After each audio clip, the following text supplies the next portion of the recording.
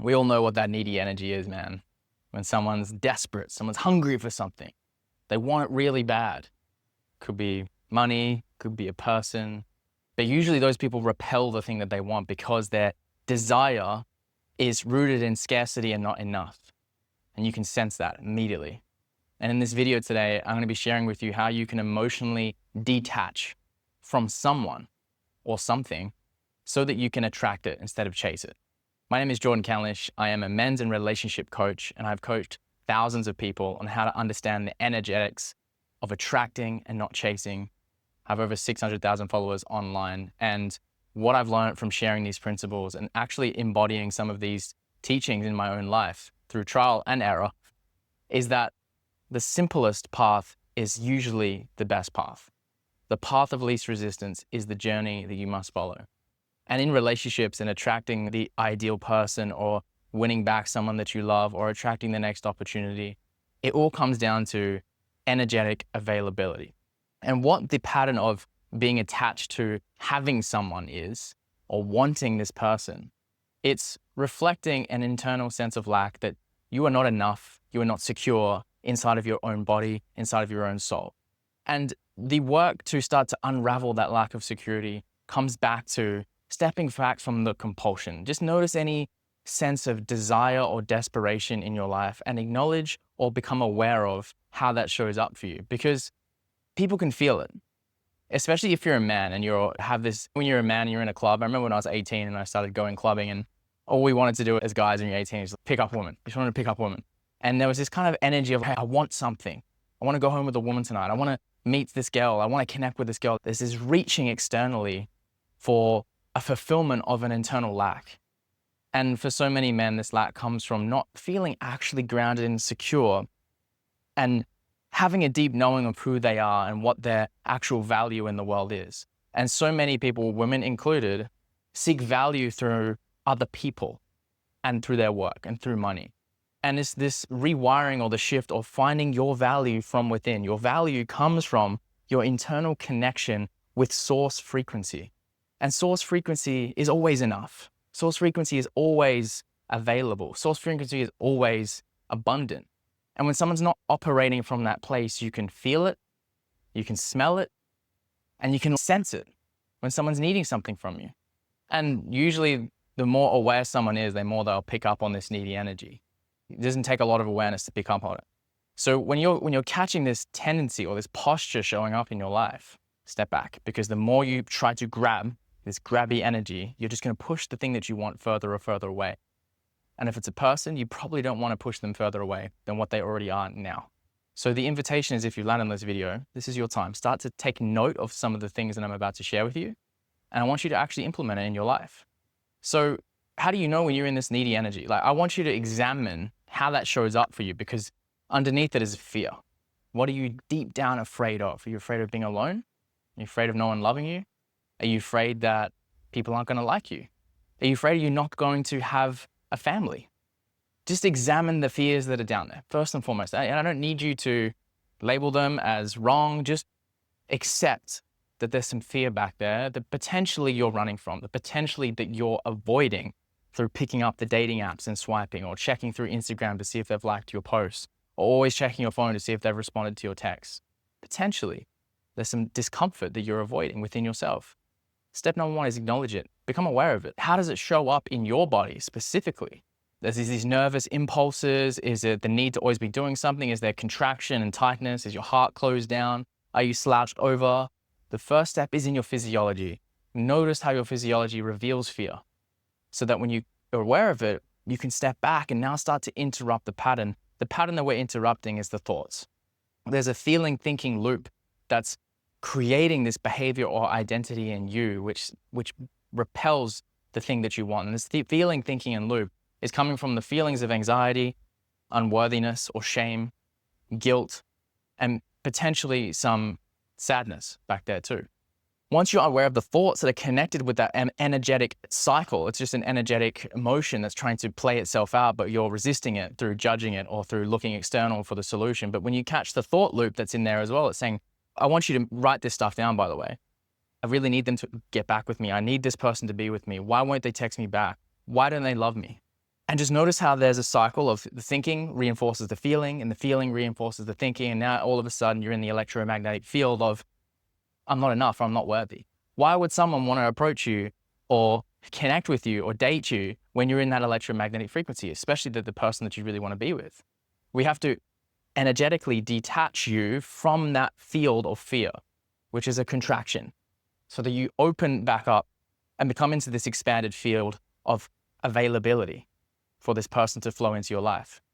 Now, you do that by interrupting the thoughts, choosing where your concentration is going to go. What thoughts and feelings are you going to reinforce? Are you going to reinforce via your concentration this old loop that you're stuck in? Or are you going to pull your attention out of this loop and reinforce it into a new loop and feed this new field of energy? This new field of energy is one where you're infinitely whole.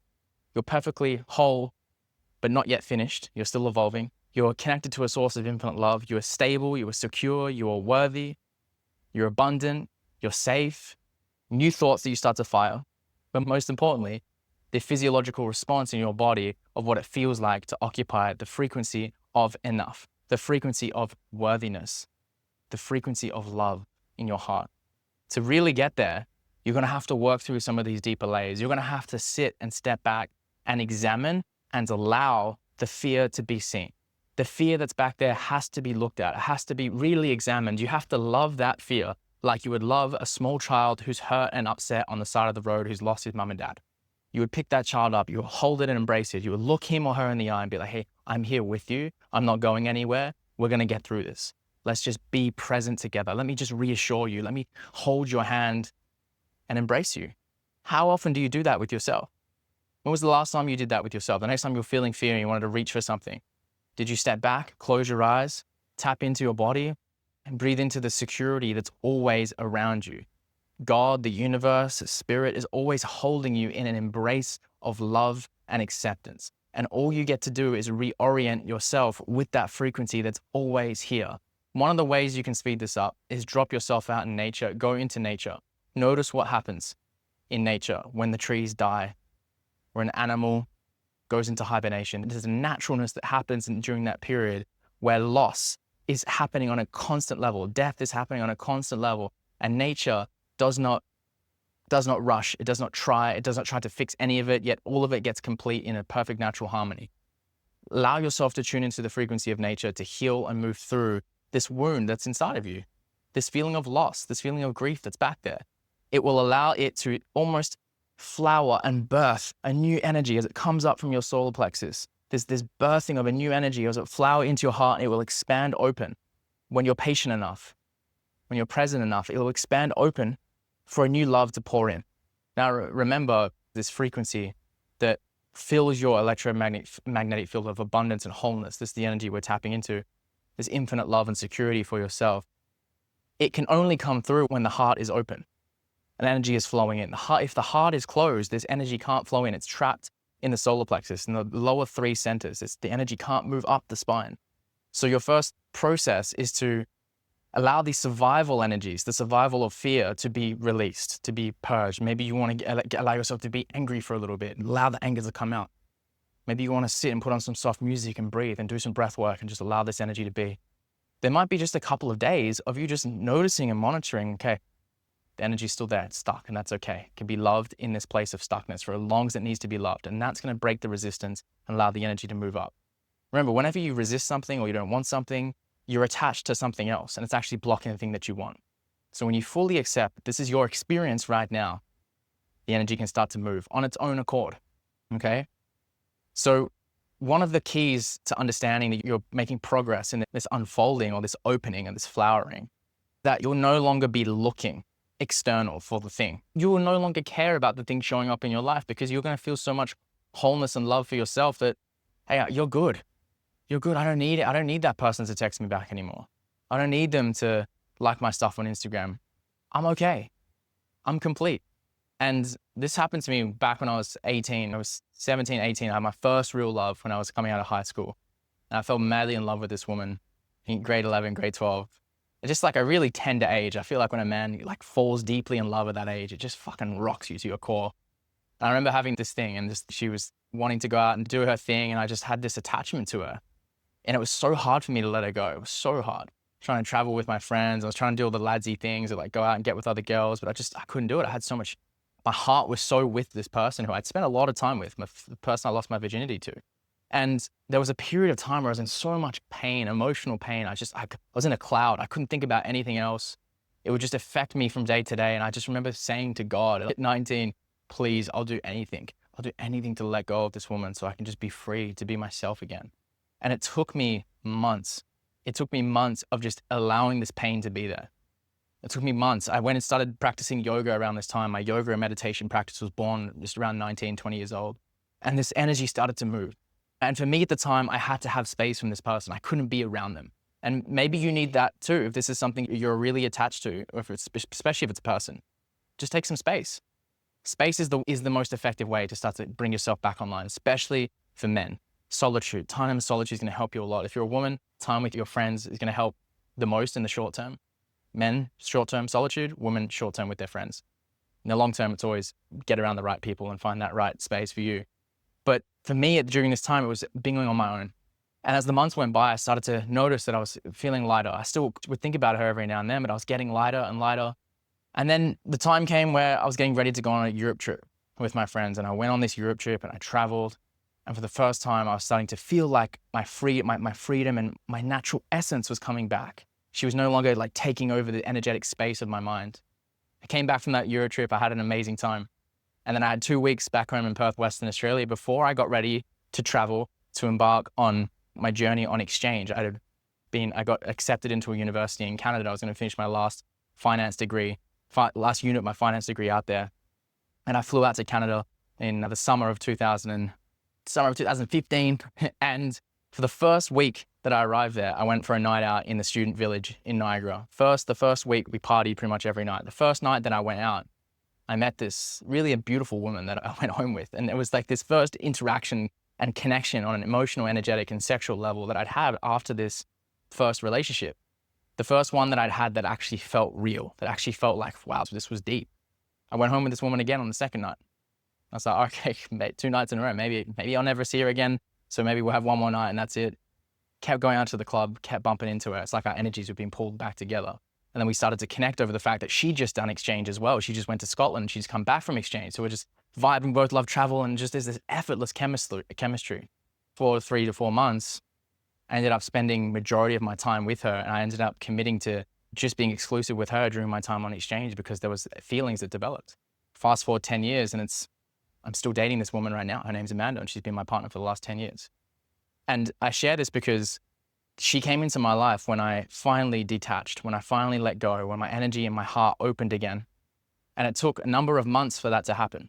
Had I jumped immediately into dating someone else, had I stayed in my hometown and kept partying and drinking and distracting myself from the pain that I was feeling, I wouldn't have allowed this perfect match to come into my life. There was a level of energetic alignment that my girlfriend Amanda and I have that is so effortless, it's so seamless. She's like my best friend. We've never really had to have any real struggles in our relationship because the work was already done inside of me. So the invitation for you is the more you commit to allowing what's trying to emerge to come through you. It's a rebirthing process. If there's pain present for you right now, it's a beautiful time for something new to be rebirthed. And when you allow that rebirthing process, usually has to happen on your own. When you allow that to unfold, something greater emerges out of your heart, a new possibility for intimacy, a new possibility for love, not just for yourself, but for someone else to come in, because you will fundamentally be different. And this different energy that will start to shine in the world won't need anything from anyone. And that, my friend, is magnetic energy. That's fucking attractive energy.